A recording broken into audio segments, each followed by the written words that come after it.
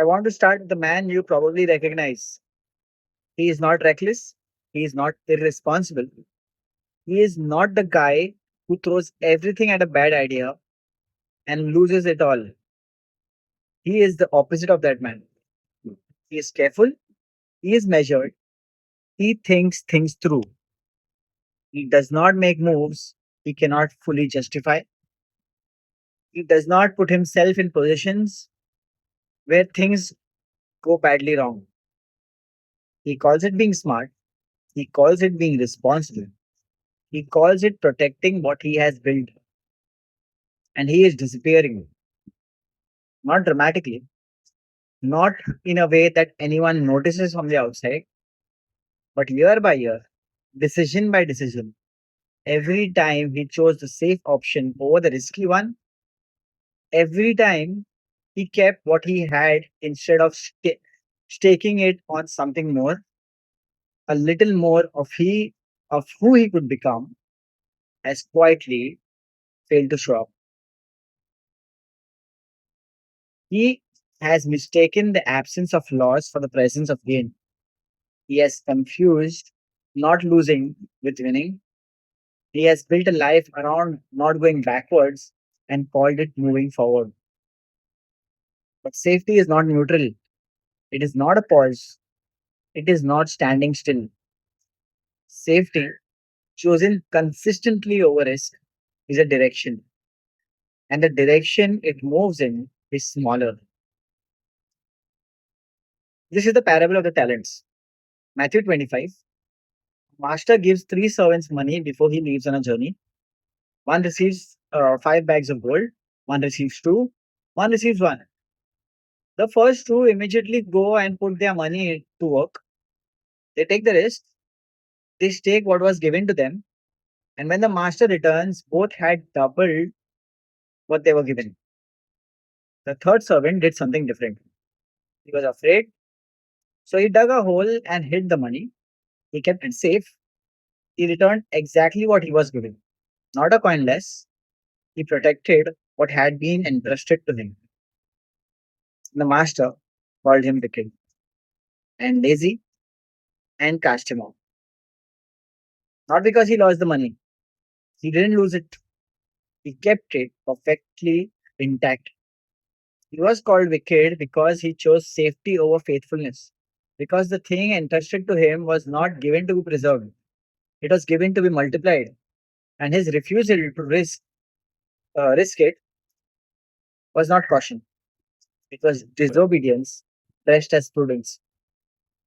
The money was not the point, the man was the point. The man who risks nothing, who buries what he has been given rather than staking it, does not stay the same. He is diminishing by the burying. The art of choosing safety over faithfulness is not neutral. It changes it. If you risk nothing, you become nothing. Not because failure destroys you, because safety, chosen consistently, slowly empties you of the man you were supposed to build. Let's be precise about something. I'm not telling you to be reckless. I'm not telling you that every risk is worth taking or that the man who risks the most is the most faithful. Wisdom exists, discernment exists. There are risks that are not yours to take and moves that are not yours to make. But that is not who I'm talking to in this episode. I'm not talking to the man who takes too many risks. I'm talking to the man who takes too few, the man who has been so focused on protecting what he has that he has stopped asking what it was given to him for. Because safety has a cost. It is just a cost that does not show up on the day you choose it. Or the day you choose it. It shows up later. It shows up in the version of you that never got built because you kept choosing the option that didn't require you to become more than you already were. It shows up in the opportunities that passed while you were waiting for certainty that never came. It shows up in the quiet, settled sense, the one you don't say out loud, but that is always there underneath, that you are living smaller than you were made for. Ecclesiastes 11, verse 4. Whoever watches the wind will not plant, whoever looks at the cloud will not reap. There will always be a reason not to plant. The conditions will always be imperfect. The wind will always be doing something that could be used as a justification for waiting. The man who needs the conditions to be right until he moves will spend his whole life watching the wind and die with an unplanted field. The conditions will never be right. Certainty will never arrive. The risk will never disappear. At some point, the choice is not between a safe option and a risky one. The choice is between risking something and risking everything, because the man who never risks anything is gambling the whole of what he could become on the comfort of what he already is. That is much that is a much larger bet than most men realize they are making. Proverbs 13 verse 4. The sluggard's appetite is never filled. The desires of the diligent are fully satisfied. And I want you to listen carefully. Because the sluggard in Proverbs is not a lazy man in the obvious sense. He wants things, his appetite is real, his desires are present. He is just unwilling to take the steps that satisfaction requires. He wants the harvest without the planting. He wants the return without the risk. He wants the result without protecting himself from the process that produces it. That man is hungry his whole life, not because he wanted what was unavailable, because he was unwilling to stake himself on the getting of it. The safe man is hungry too. He just doesn't always know what he is hungry for. He has named it other things: restlessness, dissatisfaction, a vague sense that something is missing. But what is missing is the version of himself that would have been built through the risks he chose not to take. And you cannot fill that hunger with more safety. More safety makes it worse. Here is the thing about faith, that the comfortable version of Christianity quietly removes from the picture. Faith is inherently risky. 2 Corinthians 5, verse 7. We live by faith, not by sight, not by certainty, not by proof, not by a guaranteed outcome that we can verify before we commit. By faith, which means by moving forward, so, by moving towards something we cannot fully see on the basis of a God we trust, without the security of knowing exactly how it will go. That is the definition of risk. Every man in scripture who was used for something significant took a risk that had no guaranteed outcome. Noah built a boat before the rain came. Abraham left for land he had not seen. Moses walked into Pharaoh's court with a stick. David ran towards Goliath. Peter stepped out of the boat onto the water. Not one of those men had certainty before they moved. Every single one of them staked something: their reputation, their safety, their life on a God they trusted more than the risk in front of them. The men who chose safety, 10 spies who said the giants were too big, the disciples who stayed in the boat, the servant who buried the talent, they are remembered not for their caution, but for their failure of faith. Safety in the biblical story is almost never the faithful option. It is almost always the option chosen by a man whose trust in God was not large enough to cover the size of the risk. Romans 8 verse 31. If God is for us, who can be against us? That is not a motivational quote. That is a theological statement about the risk calculation available to a man who is rooted in God. If the creator of everything is on your side, if the God who parted the sea and fed thousands with a boy's lunch and raised the dead is the one you are moving with, then what exactly are you protecting yourself from? What risk is large enough to be genuinely catastrophic for the man who is walking with God? Not failure. Failure is recoverable, not loss. Loss can be rebuilt, not even death. Paul walked toward his execution, calling it gain.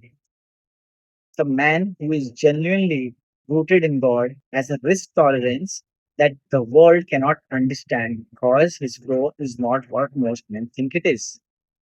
His flow is the faithfulness of God, and that flow does not disappear when the risk goes badly. The servant with one talent did not understand this. He called his master a hard man and hid the money in the ground. He thought the risk of losing, he thought the risk of losing it was greater than the cost of not growing it. He calculated wrong, not because the risk wasn't real. It was because he underestimated his master. He underestimated who he was working for and what that meant about what was available to him. Most men do the same thing. They calculate the risk, they calculate the risk accurately, and they calculate God's inadequately. They calculate God inadequately. And the math comes out in the favor of safety every time because they are not accounting for the full variable. Here is what risk does that safety cannot. When you take a genuine risk, when you stake something real on an outcome you cannot control, you are placed in a position that your current self does not have the resources to handle. And that position is the only one in which growth is not optional. You cannot stay who you are and navigate what you have walked into. You have to expand. You have to find a capacity you did not know you had. You have to be drawn. You have to draw on something, skill, faith, character, resilience that would not have been developed in any other way. Safety never asks that of you. Safety is always within the range of what you already are, and a man who only ever operates within the range of what he already is will be exactly what he already is for the rest of his life. The man you are supposed to become cannot be built on safe conditions, cannot be built in safe conditions. He is built in the specific pressure of the risk, in the moment when the outcome is uncertain and the stakes are real, and the only way through is to find something in yourself you have not yet needed. Luke 19, verse 26. To everyone who has, more will be given. For the one who has nothing, even what he has will be taken away. That sounds harsh read in isolation, but in context, it is a statement about what faithfulness with what you have been given produces and what the refusal to be faithful with it costs. A man who takes what he has been given and risks it, who multiplies it, who takes it and puts it to work, gets more. Not just more resources, more capacity, more trust, more assignment. The faithfulness with small things is what produces the larger things. And the larger things only come to the man who was faithful with the smaller ones, which required him to risk the smaller ones. The safe man gets less, not because God is punishing him, because the muscle that was supposed to be built through the risking was never used. And unused muscles atrophy. Capacity that was supposed to grow through the staking was kept in a hole in the ground, and buried capacity does not compound. You were not given what you have been given to protect it. You were given it to multiply it, and multiplication requires risk. There is no other way. Let me ask you directly. What you have been what have you been protecting instead of staking? Not in general. Specifically, what is the thing? Money, the idea, the relationship, the move. A conversation step that you have kept safe when it was supposed to be put to work. What have you buried in the ground and called responsible when the real name for it is afraid? And what has a safety cost you? Not in outcomes, in becoming. Who is the man who was supposed to be built? Who is the man who was supposed to be built through the taking of that risk, who has not yet shown up because you kept choosing the option that didn't require him? I am not asking you to be reckless. I'm asking you to be faithful. Faithfulness almost always requires risks. Requires taking whether what you have been given on the God who gave it to you. Trusting that He is large enough to cover the downside, that He is faithful enough to meet you in the risk, that the becoming of available on the other side of it is worth more than the safety you are holding on to. If God is with you, who can be against you? Conditions are never going to be right. The certainty is never going to arrive. The wind is always going to be doing something that could justify waiting. Plant anyway. If you risk nothing, you become nothing. And the man God built you to be is worth too much to leave buried in the ground. I know what I just asked you. For some of you, that risk has your name on it. It is going to cost you something real. It might not go the way you want it. You might lose something, but the man you become through the taking of it, through the faithfulness of taking what you have been given, is worth more than whatever the risk might cost you. Take it. Wait. Not when it feels safer. It never feels safer. Today. This is Built Not Felt by the Rice Code. I'll see you all in the next episode.